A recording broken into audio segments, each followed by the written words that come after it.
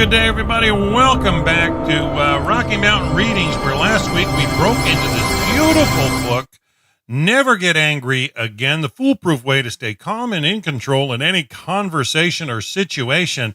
And I think this Dr. David J. Lieberman certainly knows what he's talking about. It's been a wonderful material thus far, giving us the psychological connections to ego and the way it can distort shame into a negative trait rather than letting your conscience work for positive change. So, yeah, it's been quite a ride thus far. But today we're on part 5, How to Love Being Alive. And as B'nai Noach, that's something we all should be able to integrate into our lives for sure. How to love being alive. And I think this should instill some joy for sure. A Date with Destiny, chapter 16. Although we shouldn't preoccupy ourselves with thoughts of our demise, the only way we can live with intellectual honesty is to acknowledge that one day the sun will rise and set without us in this world. If we find this depressing rather than motivating, we are not alone. In truth, we belong to the overwhelming majority. The approaching threat of death as a positive motivator has zero traction in the lives of those who have no life. On the contrary, thinking of death doesn't make them want to live, but rather they welcome their final exit so that they can permanently escape. Dr. Dean Ornish, Harvard professor and resident of the Preventive Medicine and Research Institute, writes, people may initially get interested in changing their lifestyle because they are hurting, but what sustains these changes is not fear of dying, it's joy of living. What often lies at the root of self-destructive behaviors is loneliness, depression, and isolation. The number one epidemic in America is not obesity or heart disease, it is depression. The most commonly prescribed prescription drugs last year were antidepressants. We assume that people want to live longer, but telling somebody that they will live longer if they just quit smoking and change their diet is not very motivating if they feel depressed, stressed out, and unhappy. Yes, you need to see life as worth living for sure. People are trying to kill themselves because they want to die, and being informed that their actions will hasten their death incentivizes self-destructive behavior for some. When death is not a deterrent, it doesn't stop their self-destructive behavior and only incites their insolence in regard to life. The key to self-control. A well-lived life means or gives meaning to death. Think about that. A well-lived life gives meaning to death. And in exchange, death gives renewed meaning to life.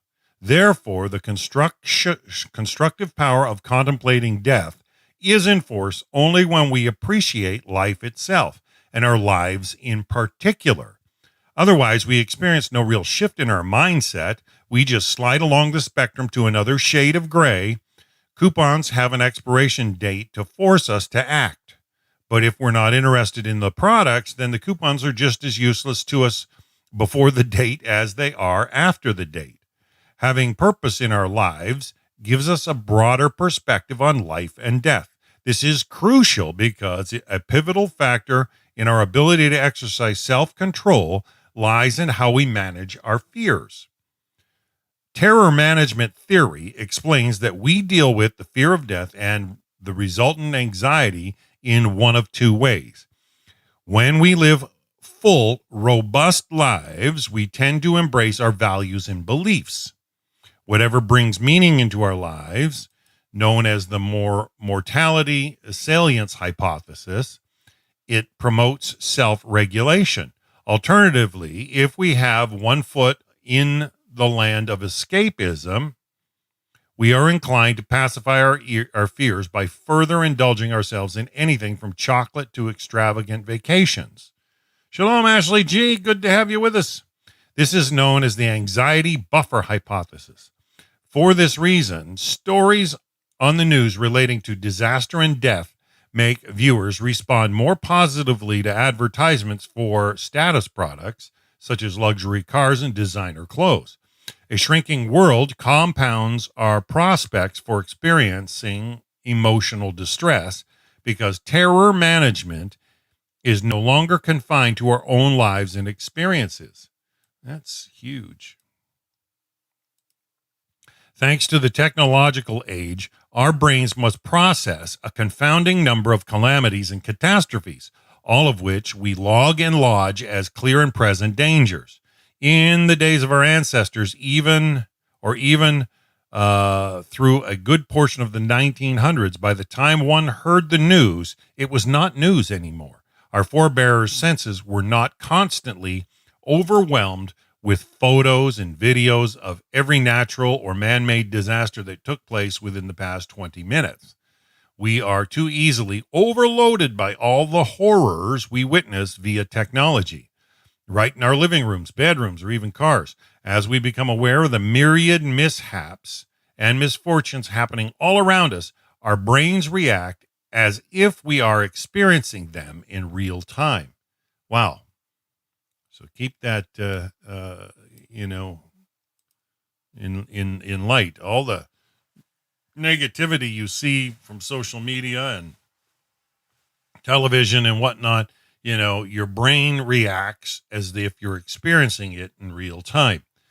The dry cough that turns out to be lung cancer for 1 in 3.5 million non-smokers becomes the source of incessant worry because we know so many people who had such a diagnosis.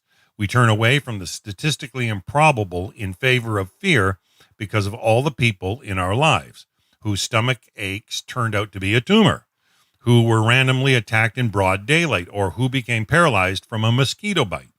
An endless onslaught of unpredictable and unavoidable horrors awaits us at every turn.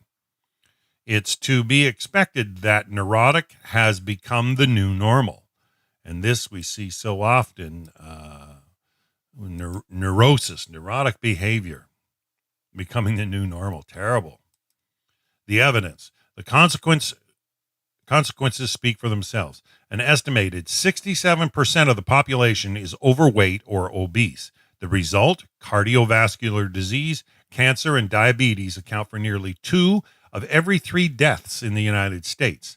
Sales of antidepressants, anti-anxiety, and mood-stabilizing drugs have hit record levels, and today 1 in 4 Americans suffer from mental illness, and Americans today are 10 times as likely to suffer from depression as they were in the 60s, even accounting for increased awareness and diagnosis. Our coping mechanism for physical pain has been similarly compromised. In the United States, the number of prescriptions written for major painkillers rose 90% between 2003 and 2011.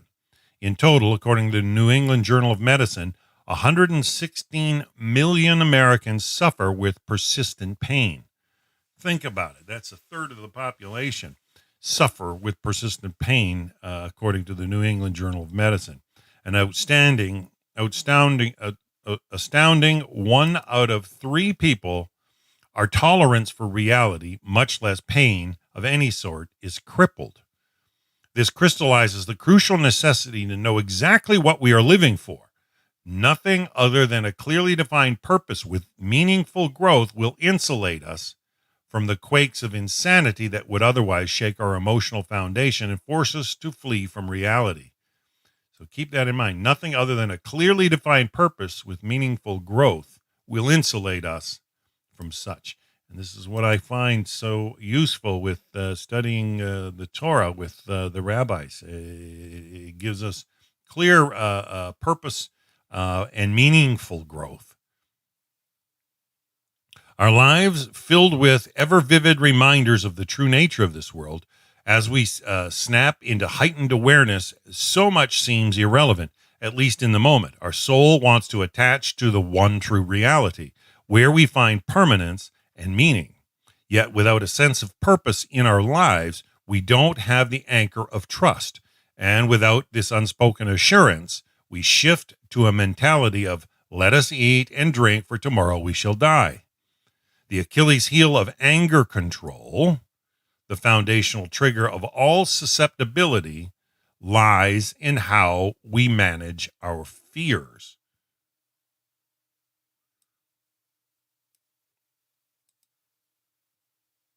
Yeah, think about it. The Achilles heel of anger control, the foundational trigger of all susceptibility, lies in how we manage our fears. Think about it. 17, becoming extraordinary. King Solomon tells us through Ecclesiastes that all suffering comes from trying to give permanence to the temporary. The soul seeks permanence through giving, investing in a commodity that is forever ours. It recognizes that we keep whoever we become, and that is ultimately shaped by what we give, not by what we take. Our soul is drawn to reunite with immortality, but the aberration of this quest is the ego's search for permanence through taking. Keep that in mind. That's the ego's quest, permanence through taking. The ego lunges after longevity through influence, power, and control, while the soul yearns for true independence. Freedom over the lower self that enables the apex in self-expression. The ego relishes creative acts in order to make its mark on the world, an illogical pursuit of monuments and awards, anything that will stand the test of time. It's illogical because even while the person rejects a world beyond this one, he desires to be remembered. But why? If he has no existence beyond the physical world, why should he care whether people who come after him are aware of his accomplishments? What good does this do him? None, according to his own logic, but his soul knows differently. Our ego thirsts to be special, desperately longing to set itself apart, even if it tears us apart. Wow. It doesn't care whether the goal is accomplished through productive or destructive means. It only seeks to make a big splash. Ironically, the ego chase leaves us with a homogenized, blended existence that merely blurs our uniqueness. And it's our uniqueness where we truly discover that Hashem loves us. If you realize that your uniqueness, different from everybody else, if you discover that Hashem has made you unique, it's where you'll discover that he, in fact, loves you greatly. When we follow a destructive path in a futile attempt to be different, we end up as carbon copies of all other ego-oriented people and are confined to an automated existence and generic personality. Wow. That Yetzer Hara always trying to dupe us. When our ego dominates, our lives are indeed programmed. You need to, understand the signs of this. And I love how the rabbis use the phrase by rote. When you do things by rote, you are doing things programmed. You are just doing it robotically by rote. And when you get up every day and your routine is only routine to get through the day rather than for a purpose, unlike, the Hebrew people that pray several times a day, there's purpose and intent behind every step along the way. That's actually living. You have to know the steps, the reason why you're doing what you're doing. Or you'll slip into doing things by rote. Nope, because I'm doing it because I have to. There's nothing worse than living in that world where, I have no choice. When a person stays busy building an image or succumbing to cravings and impulses, he never rises above reactionary living. He doesn't create anything, certainly not himself. When we are independent, we are partners in our own creation and in creation itself, exercising the height of free will. That is so key.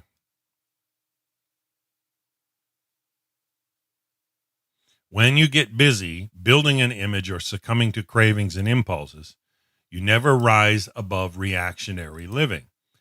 You're not really creating anything. Certainly, you're not working on yourself.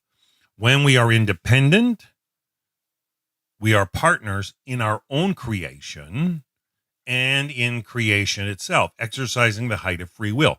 living your best life, being the person you want to be, live to it, right? Just start to, walk in it. Shalom, Zakia. Nice to have you with us. The desire to create burns deep within us. We derive intense, unparalleled satisfaction from creative thought and action. They rivet our attention and unleash our individuality. We notice how much pleasure a small child receives from drawing a picture. We are driven to be unique, to express ourselves. Who are you living for? There is no status quo in nature. The law of conservation states that organisms die if they don't grow. Moreover, just as every person is one of a kind, from his fingerprints to his face to his DNA, we are all born with a specific purpose, unique to each one of us. To obtain the highest level of fulfillment, we must move toward that which our soul desires, which Maslow explains as self-transcendence, to go beyond the ego. Too often, we confine our options to a small space, not fully recognizing the range of possibilities that extends beyond our comfort zone. Our egos lead us to believe that we are boxed in and can't go beyond our circumstances, or can move only a little gradually. Lack of inspiration really amounts to lack of enthusiasm for the direction, speed, and distance that we believe we can move. But this is what I love about the whole idea of repentance, teshuva. It's literally turning around. It's moving in a complete opposite direction as your life had been going. And you can turn around quickly and cover great distance and, make things happen in your life. To become re-energized, we need to expand our thinking. Saying, I hate my life, doesn't produce an answer that moves us forward. It's not even a question, but a statement that reinforces our complacency. We must open ourselves to the field of possibilities by asking ourselves, what do I want out of life? The following additional questions nudge the ego out of the equation and help us to further crystallize our thinking. When you ask yourself these questions, give thought to what answer satisfies most of them, even better, all of them. Okay, so let's look at these questions closely, folks. What would you do if you could not fail? Think about it. I mean, writing books, working on any project, if you knew it wasn't going to fail, you'd be motivated like the wind. Oh, I can do this, no problem. You wouldn't have any writer's block.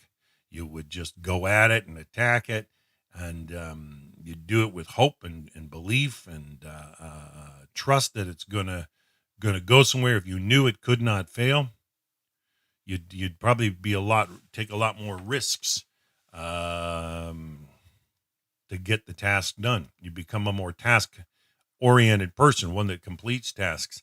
I don't know about you, but I know so many people here in Western civilization. They got garages full of unfinished projects, things that captured their interest and they've not finished, just set aside, and that leaves their legacy as somebody who can't complete a task. 2, what would you do if you didn't have the problems that you have? This helps define a target. Okay. If you didn't have the problems that you have, what would you do? What would you like to do? Think about it. What would you do if you had all the money that you ever needed? Now, that's a little bit unrealistic for many people, but realistically, what would you do? Ask yourself the question. If I didn't have this restriction of finances, what would you do? Okay, question 4. What would you do if no one would ever find out, if everyone would find out? Think about it. I find it very, very odd in this day and age that young people grow up and they want nothing more than to be a TikTok success. Yeah. Talk about fleeting, ego centered target, and it starts a destructive pattern. Check your motivation. We must be honest about why we want what we want. So many people feel miserable because they set goals based on someone else's expectations, not their own. They had every reason to do what they did, except for the right reason, because they considered it important for their own growth and to create the future they truly wanted. Are we all on the same page? Living in a way that contradicts our core values and soul inspired passion drains us because it creates division within us. No reasonable parent would consider selling his or her child for any sum of money, but this same parent might spend very little time with that child. We cannot simultaneously value X as all important, then spend our time, energy, and effort on goal Y without creating an internal tug of war. Equally vital is that the totality of our goals are compatible amongst themselves. This is how you refine your purpose and discover it and begin to walk on it. And when you're rolling in your purpose, folks, you're like a train, a locomotive on a track. You're going a real powerful, and you can fly, doing so much. Whereas without working on your purpose, you're like the same locomotive in the sand on the beach. No matter how much power you generate, you're not going to get that locomotive anywhere because it's not on the right track. Okay, renowned psychoanalyst Karen Horney writes, we have to make sure our goals are synergistic. Living with unresolved conflicts involves primarily a devastating waste of human energies, occasioned not only by conflicts themselves, but by all the devious attempts to remove them. When a person is basically divided, he can never put his energies wholeheartedly into anything, but wants always to pursue two or more incompatible goals. And this is the way distractions in life work. This means he will either scatter his energies or actively frustrate his efforts. No matter how potentially gifted he is, his efforts will be wasted because it might take 100% to get a task done. And if you're only putting 90 because you're being distracted or diverted, you never get it finished. Divided energies also cause him to unconsciously rebel and insist on perfection. And that is a doomed goal when you insist on perfection. It's never right. I remember writing my first book. You had to reach a point where you said, "This is a book now. It's a whole book," and you say it's done. We're going to sum it up, and you complete it, and you put an end to it, and you find that ending a project is actually as strong or important as starting a project, knowing when to say this project's complete. But if you insist on perfection, it never ends, and you need to learn that task of how to end. And I think I got that from a rabbi's explanation at the end of creation, and on the seventh day. It started off by saying that Hashem ended the work that he had began in creation. And that phrase ended, it means he put a cap on it. And he says, this is the limits. So learning to end something is what perfection robs you of. And if you imagine perfection, it's different than being the best you can be.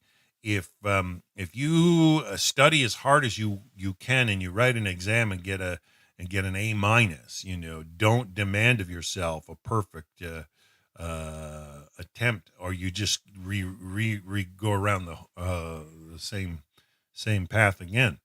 Forgetfulness, overworking, etc. Neurotic inertia is a paralysis of initiative and action. And that's what perfection does. It helps, it makes you get forgetful, overwork, gets you neurotic, and it paralyzes your initiative and action. So think about it. Torah is all about achieving potential, not perfection. Other findings share this conclusion and reveal that people with conflicting goals worry more and get less done. They also have fewer positive emotions, more negative emotions, and more depression and anxiety. Even just plain physical sickness was higher among people with conflicting goals. The more the goals conflicted, the more the people got stuck, and the more unhappy and unhealthy they became. In the gap between where we are and where we want to be, we find instability, the breeding ground of anger. Yeah, that area where I'm not quite where I need to be. Three intersecting reasons are involved. First, the extent to which we live responsibly and meet our obligations, in accordance with the soul rather than ego, shapes our initial perspective. It determines our entire worldview because the ego forms.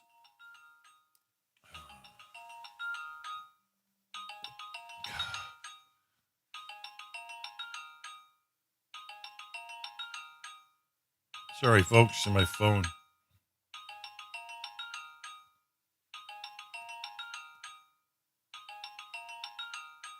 Oh, go to the.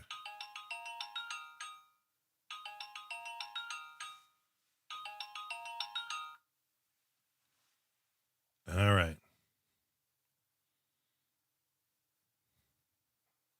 It determines our entire worldview because the ego forms a false or unhealthy beliefs and values to protect us based on our limitations. Second, when we have self respect, we optimize our relationships and interpersonal interactions. We don't take things personally, we forgive and apologize with ease. We see others' points of view. We are not prone to anger or offense or inclined to jealousy or envy. We can empathize, see the good in others, and judge favorably. And certainly, we don't need to be right. Third, the more frustrated we feel with ourselves and in our lives, the more readily we become annoyed by others. Indeed, the person who is going nowhere in life often seems the most bothered by slow moving traffic. Think about that. Indeed, the person who is going nowhere in life seems the most bothered by slow moving traffic. And I've said this before. If you're the type of person that wherever you drive your vehicle, you always think that the person in front of you cannot find the gas pedal, you're the one doing the speeding. But I love how he said the person who is going nowhere in life often seems to be the one most bothered by slow moving traffic. Yeah, road rage is a terrible thing here in North America. 18, escaping the trap of procrastination. Become a doer. Yes. Living one's life with authenticity, meaningful goals aligned with our values allows us to overcome the single greatest obstacle to moving our lives forward in a significant, purposeful direction. Procrastination. Let's see how this is so. Procrastination, the single greatest obstacle. Scattered or misdirected ambition is as debilitating as inactivity itself. Movement is useless without a plan. We need to place a place to go, a path to get there. And I remember when I wrote my first book, I drew, I put big easels in front of me, and I put direction, the topic, and then I wrote, I wrote, come up with 12 chapters of interest, and then I started to organize, and I started to actually map out the flow so that when I began to write, there was a roadmap, and without that path to get there, you're never going to get there. You end up procrastinating, and something pops up just to cause you um, to be distracted rather than inspired. Okay, we need a place to go and a path to get there. We must not live our lives like the person who shoots an arrow at the side of a barn and then draws a circle around it after it embeds itself. Caring little about what he aims for, he proudly convinces himself and the world that he has succeeded. Many people indeed feel reluctant to plan their lives. They might have a vague idea of what they want to accomplish, yet they shy away from preparing for their future. This is true for two interlacing reasons. This is why I'm thankful that the rabbis encourage that hesbon hanefesh, that accounting of the soul, especially every year at Rosh Hashanah. Account for where you come from and plan to where you want to go. It gets that cycle annually of action and planning and path laying and walking to become who you want to become and be who you want to be. What exactly does planning for the future involve? At the most elementary level, we must acknowledge where we are and then decide where we want to go. The challenge here exists as much in the first half of this process as in the second. Yes, the future holds many unknowns and uncertainties, but our hidden fear lies in not wanting to see where we are. Think about it. Our hidden fears lie in not wanting to see where we are. The ego always tries to deny and hide that when people don't want to honestly admit where they are. We are afraid to examine our lives too closely and to come face to face with who we have become and with what happened to our finest intentions. The reluctance to set goals and plan for the future relieves us of the burden of self examination. However, another deep seated constraint exists. To move forward, we need to weigh different possibilities and directions our lives can take. To do this, we must know what we are living for. In other words, we must commit. Yet we would rather get lost in the grand scheme of daydreaming than be forced to make choices that will forever define who we are. And think about this. This is what a lot of social media does as distraction. It pulls us away kind of into a daydream rather than us making strong choices for our future. It's interesting that the English word decide has the same etymological root as homicide. The Latin word cadere, meaning to cut down or to kill. But we have believe that if we never make a choice, we won't have to live with failure or regret. But indecision, as I've mentioned before, is a dwelling place of demons. Indecision, hesitation, confusion, it all works together.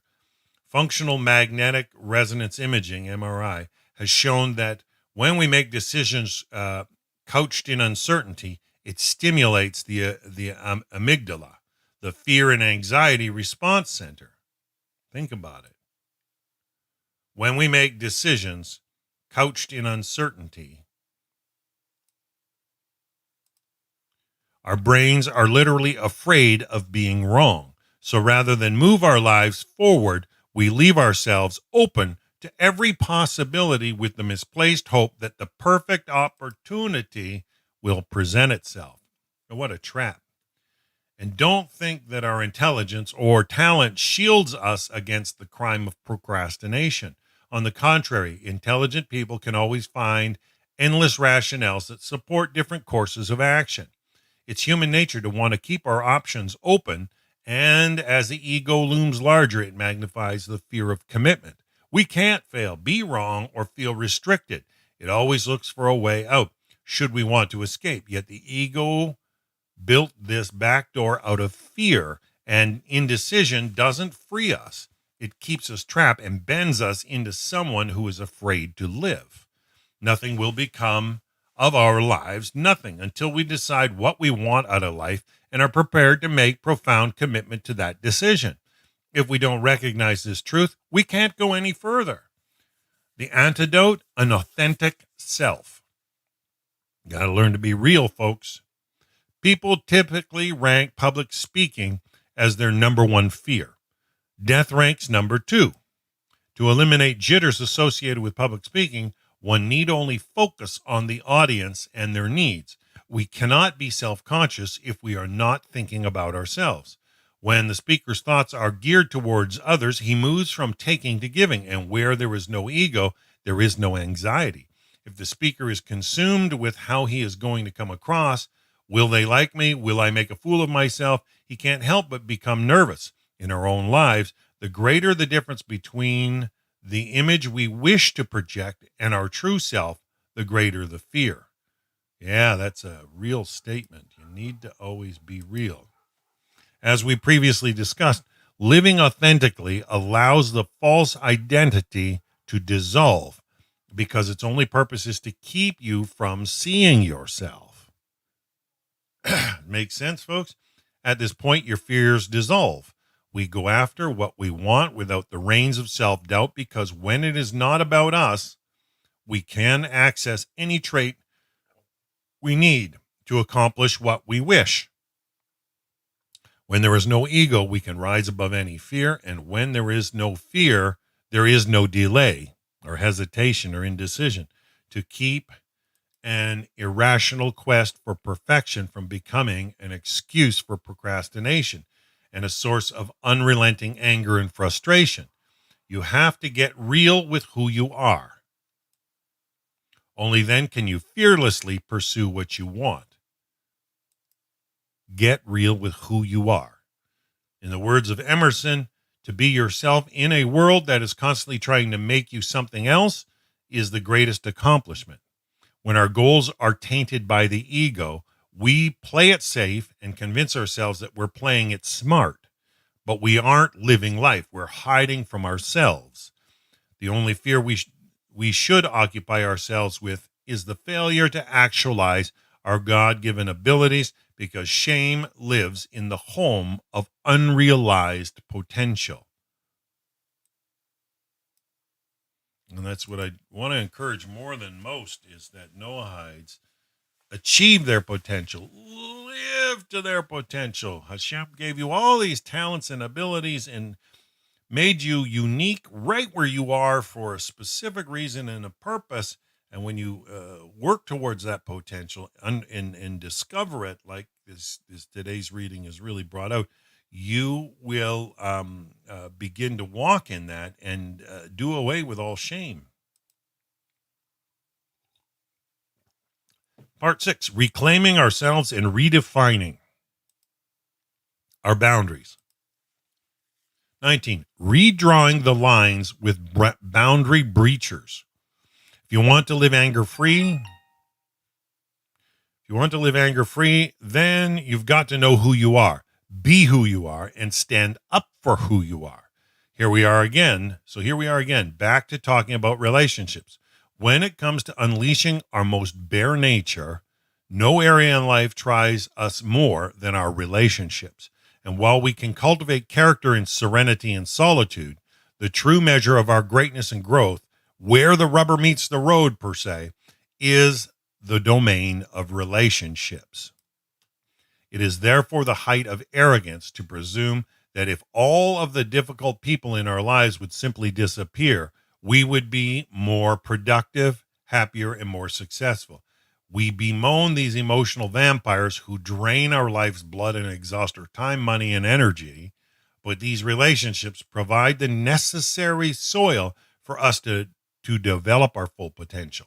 Putting the spiritual component aside, however, we must remind ourselves of the inexorable link between our mental health and the quality of our relationships.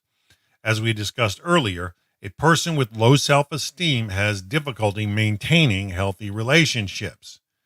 So think about it. Your own low self-esteem can be the cause of your having difficulty in relationships. Yet equally compelling is that even the healthiest among us have to be aware, because people in our lives with low self-esteem can wear on our emotional health despite our best efforts to work on ourselves. If we learn how to navigate these relationships, it will go a long way towards preserving our sanity and our ability to maintain our calm. Good fences make good neighbors. Think about it. Good fences make good neighbors. You ever have a neighbor that's always encroaching on you, you need to put up a fence. Because the quality of our relationships and our mental health are intertwined. Boundaries are not simply a nice idea, but integral to the totality of our well-being. Think about it. Poor boundaries may lead to a breakdown not only of the relationship, but of the individual, of ourselves as well. Unless and until we establish proper boundaries, we are allowing other people who are quite possibly unwell to define us and the relationship. Think about that, folks. Unless and until we establish proper boundaries, We are allowing other people who are quite possibly unwell to define us and the relationships. And nobody wants that to happen in their lives. A poor self-image often translates into porous borders. Okay, so you need to have good fences up, folks, because if a person does not have a clear definition of him or herself, they are unable to recognize what is proper between him and others. This may manifest as the chronically needy person who asks to be rescued from every self-made crisis, or as controlling, pushy personality who hides his insecurities with arrogance and bravado. Healthy boundaries are not created to keep people out, but rather to define our space and our sense of personal responsibility. People need to know that you value your personal responsibility, and it works positive out there for them to see that you have healthy boundaries. If someone in your life suffers from an emotional illness, recognize that you cannot make it your life's work to cure the person or even to educate him, because this is most likely not even within your ability. Instead, you should focus on maximizing the potential of the relationship. Certainly to the degree that someone can accept constructive criticism, you have an obligation to help him see the consequences of his behavior, but only if you feel that you might succeed. Once you come to terms with this reality of his condition and his limitations, you'll find it easier to accept this person into your life. Still, just because two people are related or have contact with each other doesn't necessarily mean they have a relationship, at least not in the traditional healthy sense. A genuine relationship involves two people who give and take. Okay. And if you've got people in your lives that are solely takers, one-way doors, they just, there's no relationship in that case, folks. And I ended up going through a divorce. And once in my life, I've been remarried, and I'm thankful.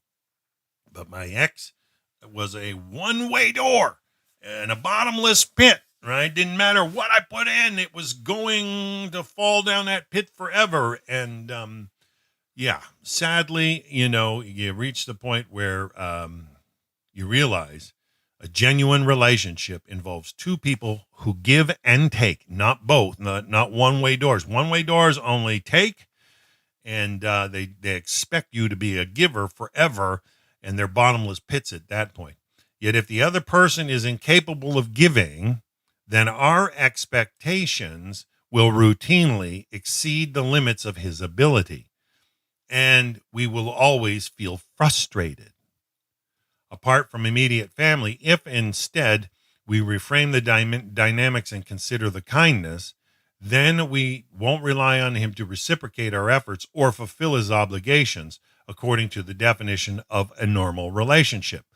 Our mindset largely depends on our expectations. How we frame our interactions greatly affects our attitude toward the person. It is essential to requalify this guidance, because when it comes to immediate family members, we can't simply recuse ourselves of our obligations by redefining the relationship and calling it something else. Although we can't let unwell people draw the boundary lines for our own emotional health, we must make every effort to maintain the best working relationship possible. So make sure that that's clear if you're dealing with somebody who's a taker, that if you establish a boundary and let them know that it's to maintain the best working relationship possible in your interactions with them. They need to understand that you're putting a boundary up for that reason, to maintain the best working relationship possible between you and them. And if they can't respect that, if they're avid takers, they need to realize that they can't be one-way doors and call it relational. All right? The shape of things to come.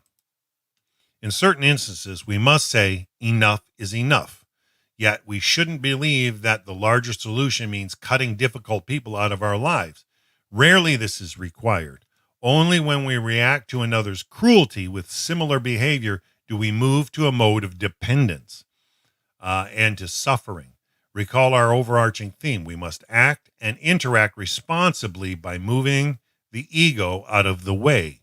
That's it. If we act out of anger, we will suffer.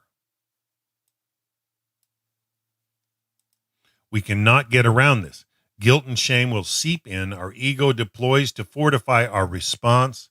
And all the while, our self-esteem and emotional well-being slowly melts. In our own lives, we know that we don't often feel complete when we feud with or become estranged from a member of our immediate family. If, however, we do everything that we can, when we can, for as long as we can, to have the healthiest relationship possible, and it's still not enough, then we may experience sadness over the broken state of the relationship. Realizing when there is a broken state in a relationship, when it's one way, it's broken. But we remain whole, emotionally and spiritually intact, undivided by guilt, shame, or resentment. So realizing the actual state in order to put up a boundary, in order to make the relationship healthy is curative, folks. In no way does this mean that we become a doormat and welcome every intolerable person into our lives. Ego negation means that we bring our true self out and into the relationships with the singular goal of taking responsibility and being responsible. Keep that in mind. Whether that takes us deeper into the further away from a particular relationship is not the issue. Think about it, because you'll find takers. If you don't give them what they want, they'll threaten the relationship or falsely accuse you of everything you've done in the past. That they'll distort it and twist it, skew it. Doing the responsible thing is our willingness to do what is legitimately required to foster healthy relationships. That ultimately gives us peace. They need to see that when you put up a boundary, that's what you're aiming for. It allows you to remain whole regardless of the outcome. And if the outcome means they're going to not be in your life, for the sake of peace, sometimes it's necessary. Moreover, each time we rise above our nature for the sake of peace, we fortify our wholeness, because all acts of giving refresh our emotional reserves and boost our self-esteem. True peace.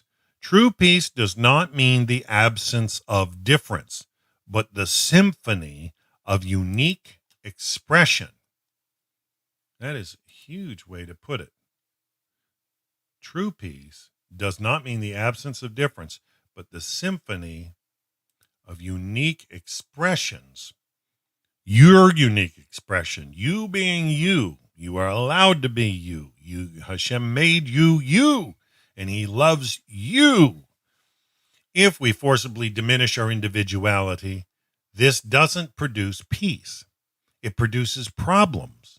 We might easily acquiesce when we subjugate ourselves, but inevitably resentment builds and relationships suffer. Seeking peace doesn't mean that we let people push past the boundaries of acceptability. At times, the right thing to do is not remain silent, but to speak up and to stand up for yourselves and for what is right. That's what boundaries are for. Stand up for yourselves and for what is right. You're letting people do what is unhealthy when they're a one-way door. An obligation to the truth at times supersedes a transient peace, and we can't default to a position of wholesale compliance when common sense dictates that our voice be heard and our position be known, even when it will cause friction.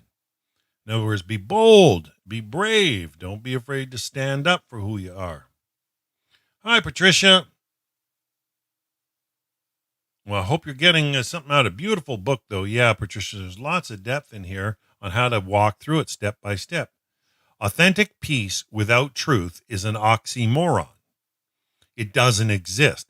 And those who would recklessly or sheepishly sacrifice the truth will lose both truth and peace and instead be full of anger and resentment.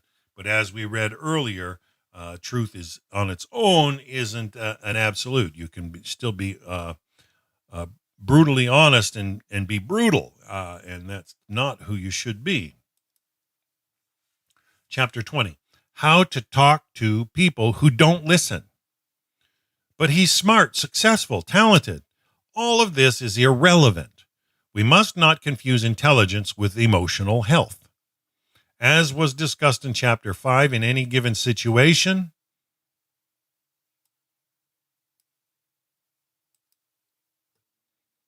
a smart person can make a poor decision, while his less intelligent counterpart might make a wiser, more thoughtful choice. Our self-esteem, not our intelligence, determines the direction of our behavior. Think about it. Your self-esteem, not your intelligence, determines the direction of your behavior. An intelligent person has the potential to make better choices. That's all. That's what intelligence allows, the potential for better choices. But his motivation and capability to do so are determined by his perspective or emotional health. The egocentric person will often pride himself on his instincts because he will routinely disregard logic, though he paradoxically sees himself as a man of intellect. He's someone who says, you have to go with your gut and trust your intuition no matter what. When the facts invariably conflict with his position, we wonder, how can he be so foolish? We're looking for the logic behind a rationale that doesn't exist. Okay? Reason in a psychological landscape devoid of reason. In other words, don't try to make sense of everybody else's actions. If we become frustrated because someone else simply doesn't get it, we're behaving even more irrationally than they are. The other person can't help himself, but we know better and can choose to end this exercise in futility. Always wise to have your own boundaries, folks. Put a fence up, to have a good neighbor in your relationships. We would do well to abandon the belief that we are only one perfectly crafted sentence away from showing this person reality. Yeah, that's usually a sign of delusion. You end up getting, it's usually a sign, if you're thinking that you're in a relationship you shouldn't be in, that he is wrong and we are right, in fact, right. We often persist in believing that if we just present a rational argument and explain the facts clearly and logically, the other person cannot draw anything else other than the right conclusion. You see this oftentimes in social media arguments. And we'll then see things our way, the right way. It's similar to an individual who, when conversing with someone who doesn't know his language, speaks slower and louder, enunciating each word and making animated facial expressions. On one level, he recognizes that the other person doesn't understand a single word that he utters, but his emotional self cannot fathom how this can be when the words seem so clear to him. When dealing with someone like this, we need to muster up as much empathy as possible. Such a person is disconnected from his true self, the soul, and from others, and suffers from intense feelings of loneliness, regardless of the crowds around them. As we explained in Chapter 3, his inability to connect with others is extremely painful and isolating. Moreover, despite what we may want to believe, this person probably doesn't wake up in the morning with the thought, how can I make your life miserable today? Hurt people hurt. They don't plan on it, but that's just what they do, and they don't realize that, and they won't even admit they're hurt. But they definitely don't wake up thinking, how am I going to make someone else's life miserable? Not because they are bad, but because they are in pain. Though we all bear responsibility for our behavior, we must not assume a conscious intent in others. And if the behavior is conscious, all the more reason to have empathy, because this person is quite unwell.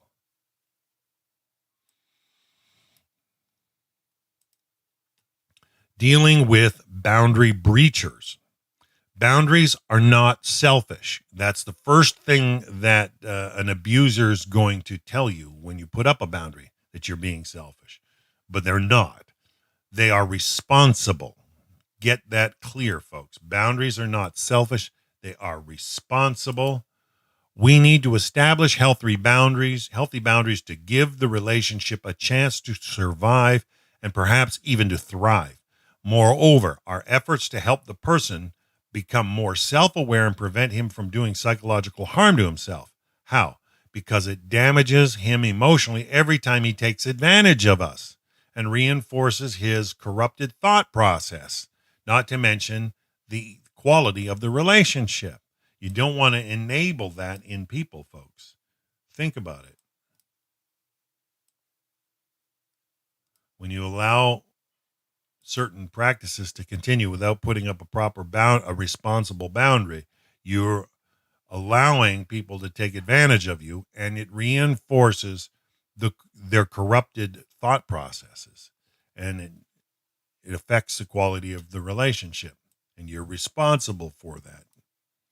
Because of the porous boundaries, he will try to take things that don't belong to him without compunction, our time, our energy, and our attention, in much the same way that a thief would take money or possessions. Wow. You need to remember that words are rarely enough, and we will find it futile time and again to merely state, please do not cross this boundary. The same applies to physical boundaries. If we don't want someone to break into our sensitive area, such as a private building, we put up a fence or a gate or a lock and install an alarm. We might even remind the would-be thief that trespassing is a punishable crime. Tell people, if you're going to continue to talk this way, I'm going to give you a 1-week timeout. They're going to, come up against that boundary. But the reality is you need to be clear. You're doing it for the sake of the relationship. We wouldn't, however, put up a sign that says, do not steal. Those who respect boundaries do not need it. And those who do not won't respect the sign. To set boundaries with unhealthy people, we cannot tell them what to do. Rather, we must tell them how we'll respond if they breach our boundaries. Okay? You can't tell them what to do, but you can tell them how you will respond if they breach your boundaries. Say, this is the new boundary between us, and this is what's going to happen if you breach it. And stick to your guns, or they will just continue to walk right over you. To be certain, we don't have to convey this harshly or bluntly. To the contrary, with kindness and compassion.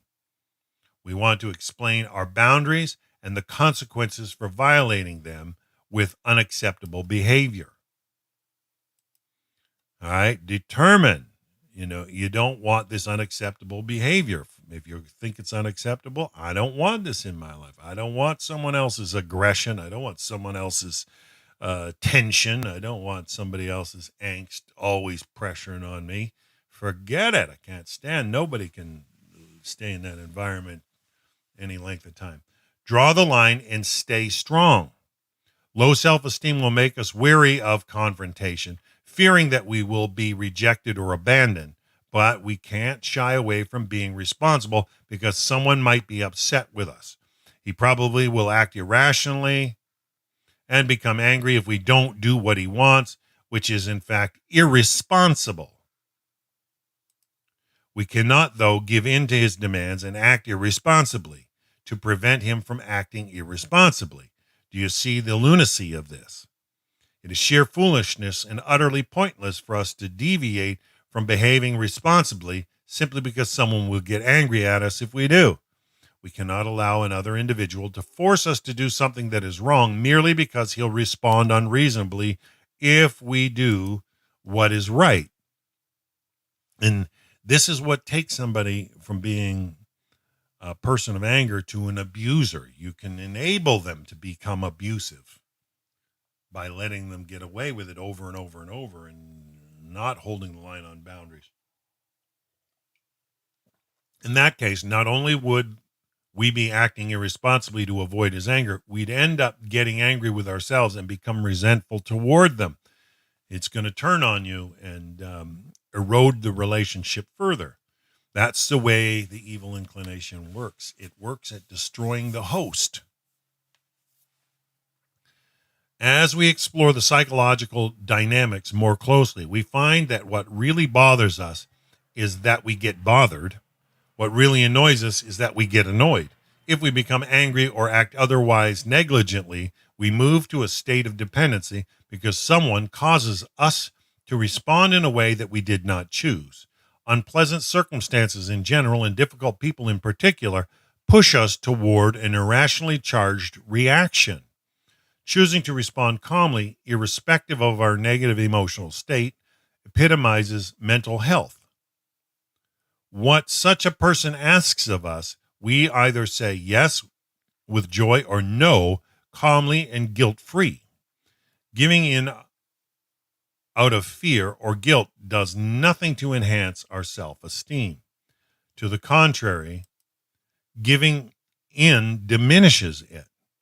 Such a situation is not really giving, it is the other person taking. And you need to understand that clearly. If you're living in a scenario, your self-esteem is being robbed by somebody else because they're like a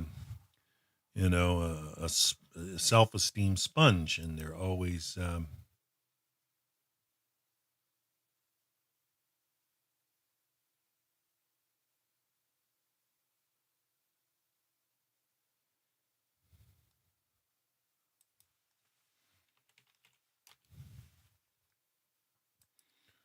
anyways, yeah.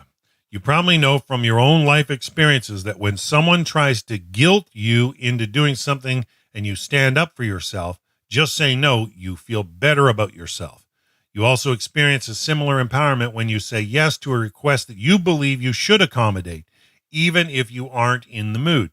The bottom line is that whatever you say or do, if it's from a position of strength, that is, you choose your course of action, you will infuse yourself with an unwavering sense of self-respect. And this is what I loved. Like I said before, Rabbi Goldberg did a series with me a number of years ago on freedom to choose your destiny. And it's just the way he chose the title and the way he took the time to phrase the words, all had to do with that health of life.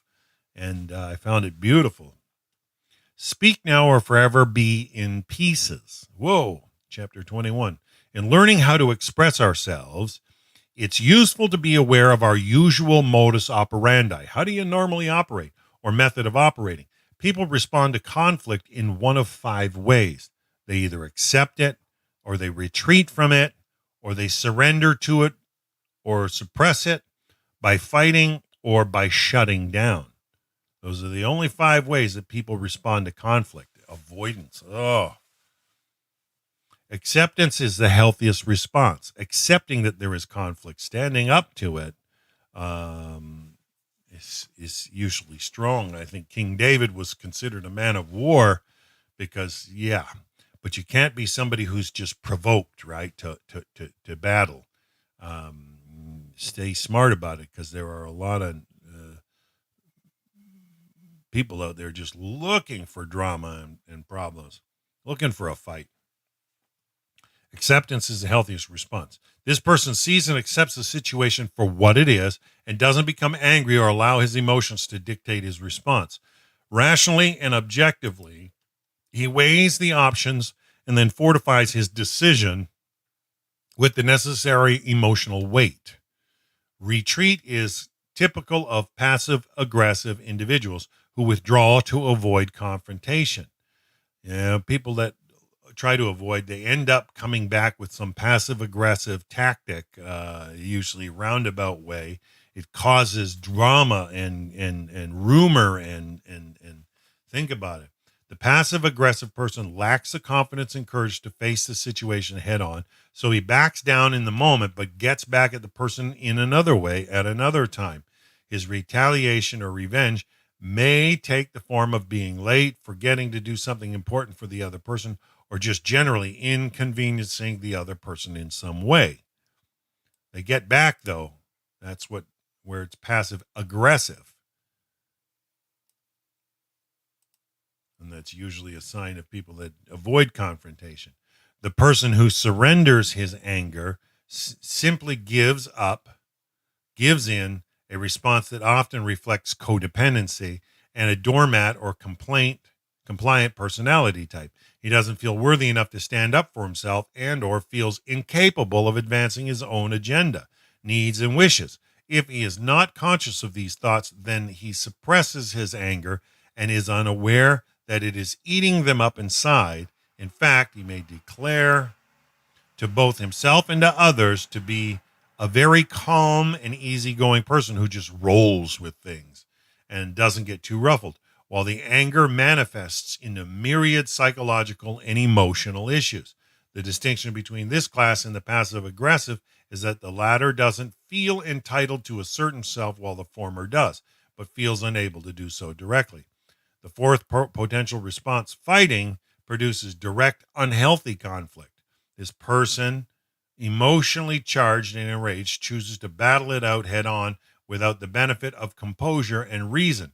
Finally, if one's emotional state is fragile and the circumstances too overwhelming, he may shut down in an attempt to shut out the pain.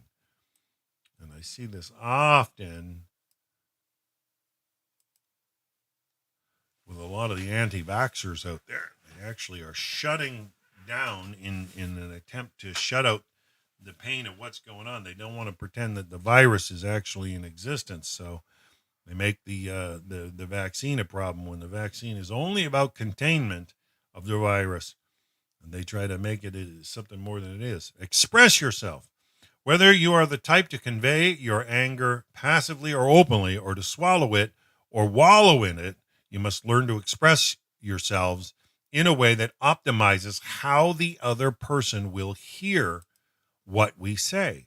As we discussed, we want to approach the person with humility and respect and calmly communicate how we feel without necessarily assigning blame or assuming malicious intent. Most importantly, we have to say something. The single biggest killer in any relationship is resentment. Resentment is frozen anger. Think about it. Resentment is frozen anger from the past that continues to rear its ugly head. When something distresses us and we can't deal with it on our own in a healthy way, then it's time to do something, because if we don't speak up when necessary, we may act out in inappropriate ways at another time. Need a little help asserting yourself? Here's a simple technique from cutting edge research, and in an upcoming chapter, we'll learn an additional strategy to radically transform our self concept to become more confident, which makes it considerably easier to assert ourselves. Research out of Harvard University has found a direct correlation between body language and the release of hormones. For both men and women, higher levels of testosterone increase feelings of confidence, while lower levels of cortisol, the stress hormone, reduce anxiety and improve your ability to deal with stress. In just 2 minutes of maintaining a high power pose, which is open and relaxed, hormone levels shift dramatically, with a 20% increase in testosterone and a 25% decrease in cortisol. The Wonder Woman stance is a good example of the power pose. Stand with feet apart, hands on hips, shoulders back. Holding this stance for just 2 minutes offers immediate results, because you will be physiologically primed and inclined to assert yourself with greater ease. And practicing this pose several times a day can increase our confidence levels in the long term. Because the research is new, conflicting findings question the extent of hormonal fluctuations, but what remains certain are the multitude of studies with unanimous agreement that such postures and poses have a direct impact on mood and produce a wide range of near instantaneous cognitive and behavioral changes. The same can go in the opposite direction, though, folks. I've seen people that psych themselves out. If you've ever heard the phrase, they're psyched out. They overstimulate themselves prematurely, like a boxer. If they're psyched out, they're going into an arena and they're unprepared. They've actually drained their those hormonal levels ahead of time, and it's exhausted at the end. And that's so those that trust in that practice, it's good to find that and it works for others. I see this commercial on television about a show, and the one lady's walking like a robot, and it's her power pose. People tend to do that when they're heading into a stressful scenario, maybe. But what tends to happen in real life is that you will be faced with an endless amount of stressful scenarios to tax that positivity. And all of a sudden, you'll find yourself in a psyched out scenario that you just can't handle, because the Yetzer Hara, the evil inclination, and the dark powers of this world always try to challenge that element that wants to grow and draw closer to Hashem, for sure. For example, in one such experiment, subjects were randomly assigned to adopt one of two postures, either slumped in their seat or sitting straight up, while filling out a mock job application. Asked for an honest self-evaluation, those in the latter group rated themselves more competent and capable than their slouching counterparts. So understand the positive and negative effects of overdoing. It's like anything. If you over abuse it, you're going to overtax it. Unfreezing resentment. There's right and wrong way to express ourselves, and our approach can make all the difference in the world. As we know for ourselves, sometimes we're more open, and other times, the slightest critical comment can send us crawling under the nearest rock or make us defensive and argumentative. What we say, how we say it, where we say it, and when we say it will influence how other people receive our comments. The following 10 steps will help ensure that we express our words in the optimum ego-free manner so that people hear them in the kindest way. This sounds exciting. If despite our best efforts we know the person will become defensive and angry with us, a great technique is to preface our words with something like this.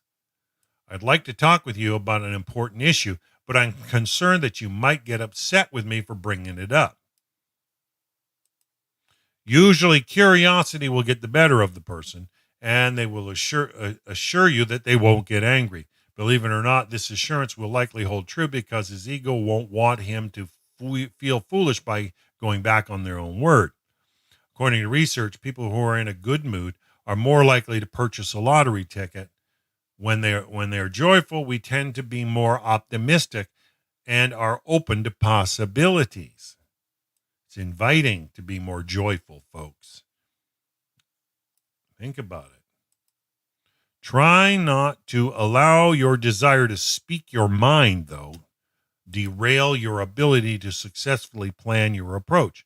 Wait until you're both in a positive mood so you both have the capacity to give. When we're in a bad mood or constricted state, we are only capable of taking, making it difficult to see the situation from the other person's perspective. When either one or both of you are hungry,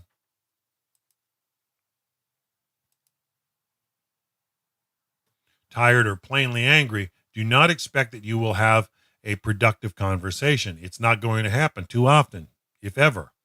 10 steps to ego-free communication. All right, so let's wind down with this, folks.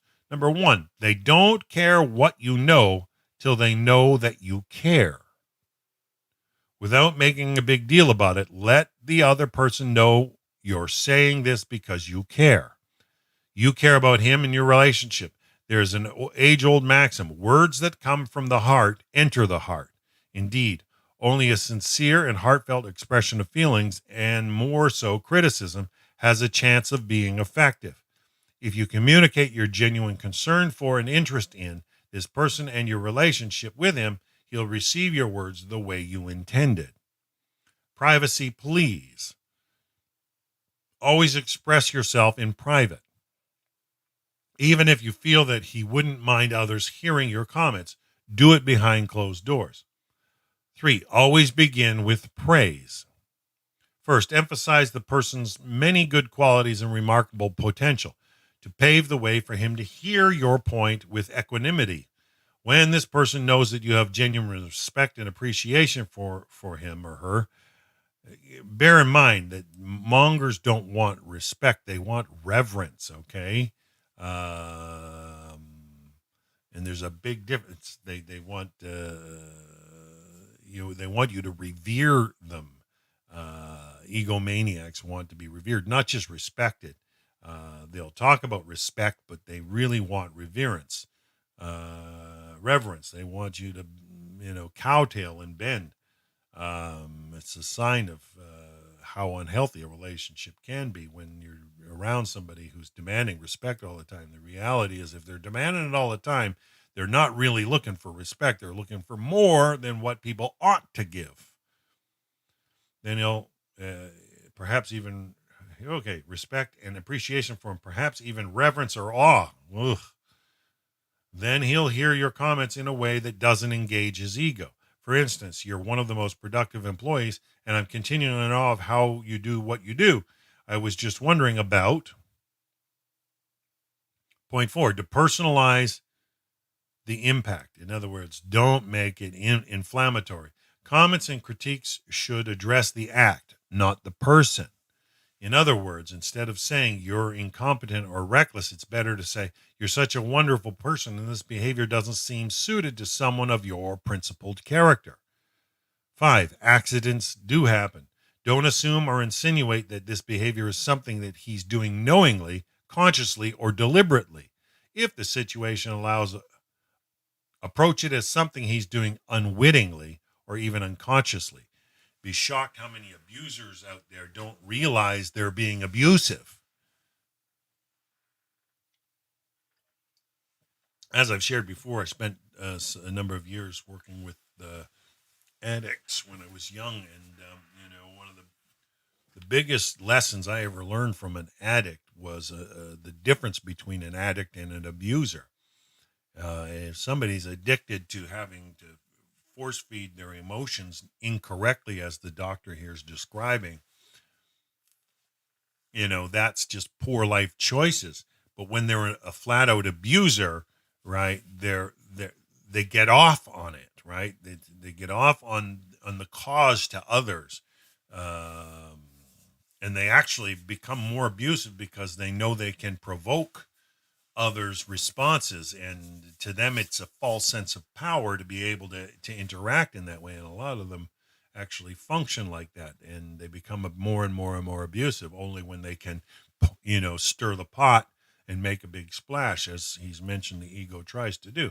6, we're in this together. Share some of the responsibility if you can. They need to see that if they want to maintain a relationship with you, they have responsibility as well. The approach of shared responsibility makes it you and him against this thing, not you against him.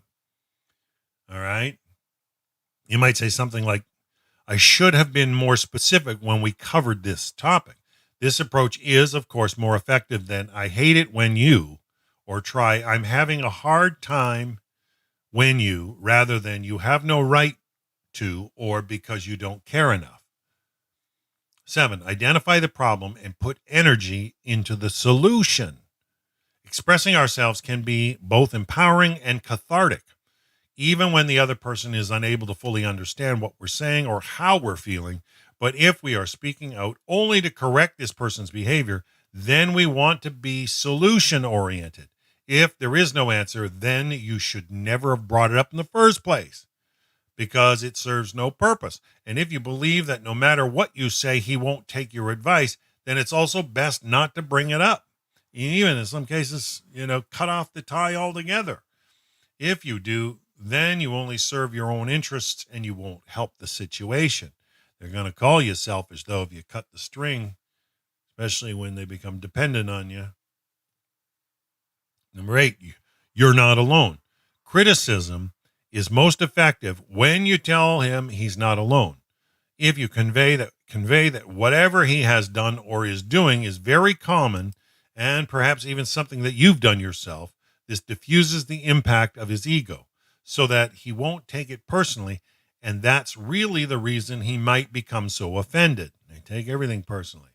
They're like a walking wound, like a toothache that just throbs, right? No matter you blow on it, a wind, it will cause them to feel agony, and then they respond. Walking wounds, stay away from them. And that's really the reason he might become so offended. They're like zombies. When we openly acknowledge our own faults to the person we criticize, our humility then keeps the other's ego from engaging. You got to think about this, folks. Conversely, an attitude of self-righteousness will automatically galvanize the other's ego, and he will likely become defensive. Oh, yeah. So when they view you in that light, what's the relationship status? Speak softly and forget the stick. Be calm and pleasant. King Solomon stated, the words of the wise, when spoken gently, are accepted. When these conversations take a turn for the worse, it got less to do about who's right and who's wrong and more with the wrong tone of voice. Speaking softly and politely will help the person digest your message in the manner you intend. Relationship expert Dr. John Gottman reports 96% of the time you can predict the outcome of a conversation based on the first 3 minutes of the 15-minute interaction. A harsh startup dooms you to failure. The rule is if you start negative, it stays negative. 10. Far and away, then bombs away. The best time to criticize is when you are distanced from the event in proximity and time. Being removed from the environment and putting time between the event and your criticism produce quite a different results from speaking up immediately. Although you may verbally assure the person that the criticism is no big deal, you don't convey that attitude of offering your observations in the moment. By waiting a few days or you reduce his ego attachments to the situation, and he feels less sensitive to criticism. Let me think about that, and I'll get back to you. This is one of the things when Rabbi Goldberg gave me permission to share on the Noahide World Center when it came to questions. One of the first things he said to me, don't ever be afraid to say, I don't know, let me look into that. By waiting a few days, you reduce his ego attachment to the situation and he feels less sensitive to criticism. But the closer to the event in both time and proximity that you criticize or even respond defensively, the more he identifies with his behavior and the more defensive he will become. Expressing our displeasure is at times required and beneficial for our emotional and physical health. You need to understand this. Expressing your displeasure is at times required and beneficial for our emotional and physical health. Be bold. Stand up if somebody's abusing you. Call it what it is. Set boundaries. Be smart. Be sharp. Don't be picking a fight. They're going to accuse you of every incorrect thing just for you standing up to them. Yet articulating your feelings isn't the same as unleashing a torrent of unrestrained anger. When an objective assessment dictates that we should speak up, both our emotional health and in the relationship can be enhanced. Yet without substance and sincerity, much less calm and composure, our words won't be productive to either the relationship or ourselves. Difficult people are not in our lives to add to our woes, but to help us, and we need to realize this, or they will keep coming around again and again. Think about this. And so we might keep coming around again and again on the same trials. And this, I think, is for help us to understand why bad things happen or people get into situations repetitively. If you think about it, and the positivity is that Hashem allows things to happen for our benefit, that the trials of our life are for our growth. Difficult people are not in our lives to add to your woes, but to help you. And you need to realize this in the sense, or they will keep coming around again and again and again. So even if you get out of one abusive relationship, you'll find yourself in another and another and another, or in your work environment or wherever. You won't get away from it till you pass the test and understand why they're coming to your life over and over. And that's because you need to assert your own self-esteem needs to be buffered, Hashem's saying in indirectly. Stand up for yourself. Be smart about it. On a simple level, it's true that we should help others, but we must also understand the larger picture and ask ourselves the important question: what lesson can I learn from this person? That's always a great thing. While we remain in the blame mode, we are not solution oriented and therefore can't see, let alone investigate ways to improve the situation. And I think we've talked about this already, when you remain in the blame mode, yeah, it's terrible. You're not in a solution oriented and therefore can't see, let alone investigate ways to improve the situation. So, yeah, you got to learn to stay calm, collective, and sane. Thank Hashem. Note, do you still have trouble seeing yourself as a healthy, assertive type? Chapter 24 shows you how to literally rewire your brain, not only to control your anger, but also to turn positive assertiveness into your second nature. So that'll be coming up, folks. Exciting. All right, I think we're going to stop it there for today. We're making good time with this book. We probably got a couple more days of reading in this work. I think we'll definitely be tomorrow and Wednesday for sure, if not up till Thursday. But tomorrow, chapter 22, Successful Relationships with Impossible People. It can happen. It just needs the right approach and a little bit of mazal from Hashem. When people know that you've put up boundaries, hopefully they respect the boundary, and they value the relationship, and they start to, that repentant heart comes into play when they think, oh, I don't want to lose this person in my life. So I think that was one big thing to take away from today's lesson is the boundaries and the reason for having, strong fences make good neighbors, right? And people realize the boundary of where not to cross and where their relationship and their side ends and your side begins. People that are takers don't realize at all where their side ends and yours begins. There is no you. It's all about them. And so they need the boundary in there in order to realize that they're encroaching. They don't see the encroaching. And you don't want to be part of promoting that in others' lives, where the baseline of the relationship is you as the giver and them as the taker, because they never want to let you go because you're a source that they can sponge from. But be smart out there. Be sharp. Hopefully you folks are getting some wonderful tips with this beautiful book. I'm so thankful that, Dr. Lieberman has really put this together well. I don't think I'm doing it the justice it needs, but hopefully you folks are getting it. And I want to thank my friend Zakia down in Peru for recommending this work, and it's turning out to be quite well. I've had some positive responses from people in Jerusalem and other places that say they've really enjoyed hearing this work. And Patricia, have a wonderful, wonderful day, Patricia Swords, and we will be back tomorrow with about successful relationships with impossible people. So please come on back and we'll go from there. So that's it for today from Rocky Mountain Readings.